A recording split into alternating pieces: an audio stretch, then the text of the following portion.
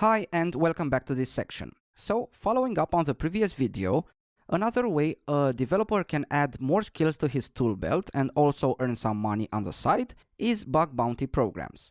A bug bounty requires you to find software defects and bugs, especially functionality and security flaws, in various online or offline applications. This is somewhat similar to software testing, with a special focus on finding critical issues within a certain product or a service.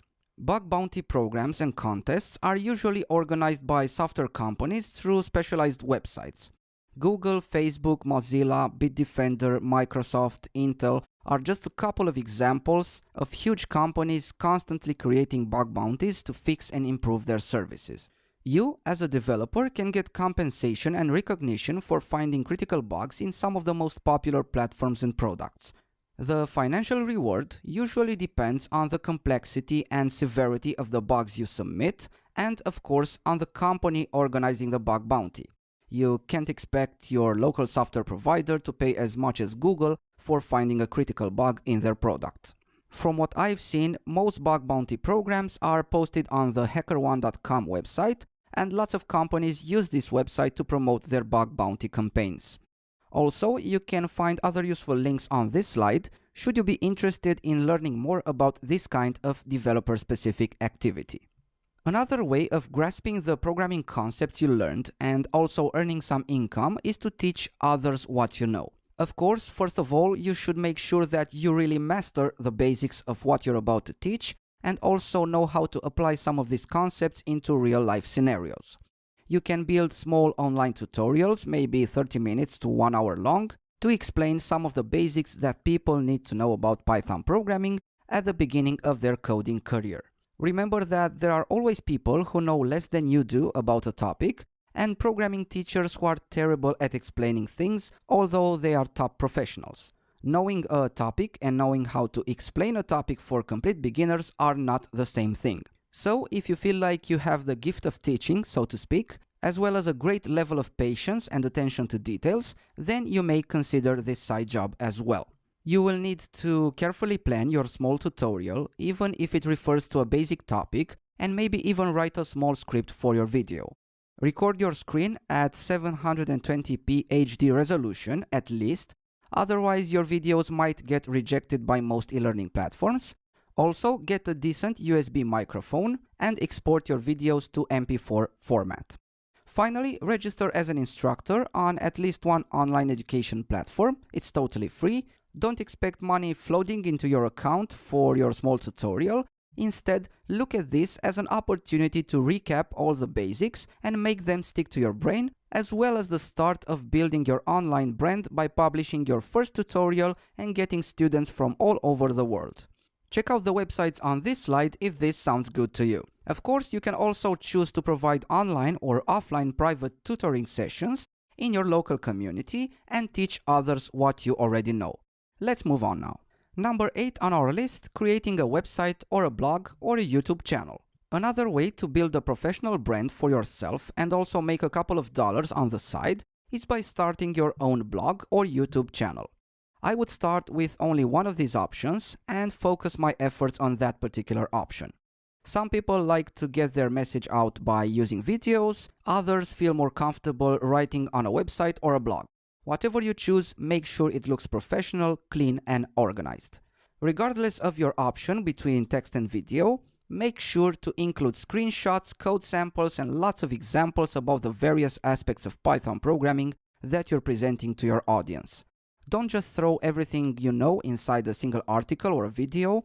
Instead, focus on small chunks of information and make them as clear as possible for any beginner who finds your website or channel. Another reason for pinpointing each concept in its own article or video is that you want people to spend as much time as possible on your website or channel and browse through multiple articles and videos. For building a website or a blog, you can simply use WordPress. That's the most convenient option if you're not a web developer yourself. Also, make sure you pick a nice, eye-catching theme that inspires professionalism. Moreover, try posting at least a couple of times per week and make sure that you share each of your posts to your social media channels, especially LinkedIn, in my opinion, and also in related forums and Facebook or LinkedIn groups. Don't charge for your content just yet, make it available for free and get paid through ads. As most of the points covered in this course section, this won't make you rich. However, it can definitely prove to be a great way to build an online presence and a professional brand. There are lots of developers, not only Python developers, but also Java or JavaScript and web programmers who are selling some of their code, applications, plugins, or APIs on specialized online marketplaces. Of course, these software products meet a certain need and also the requirements of someone who is willing to buy them. You cannot just upload any script for sale and expect clients to jam through your door. Building advanced applications that perform certain tasks people are willing to pay for requires you to be a senior developer and have a deep understanding of at least one programming language. However, this course may be one of the first steps you're taking towards that level of knowledge. On the other hand, although this can prove to be a steady income source, especially when developing web-related applications, it's way more profitable to acquire more skills and sell those. Always remember that skills are priceless. However, you can take a look at the websites on this page to get an idea about what kind of code and applications are usually sold and what are the prices depending on the functionality and quality provided by the developer.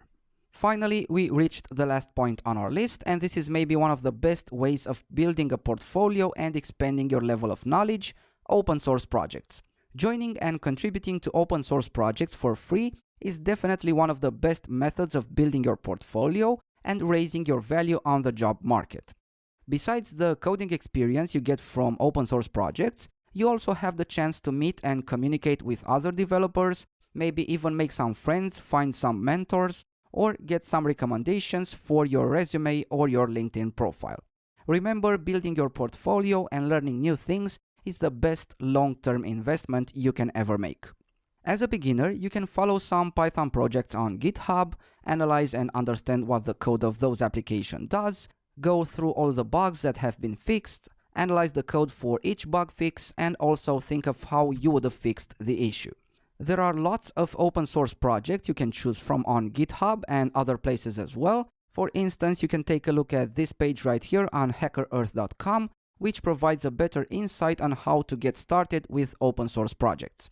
Last but not least, you can volunteer to contribute to software projects in your local community, maybe at your school or university or even at the company you work for, or why not teach the basics of Python to your cousin or nephew who is in high school and likes computers.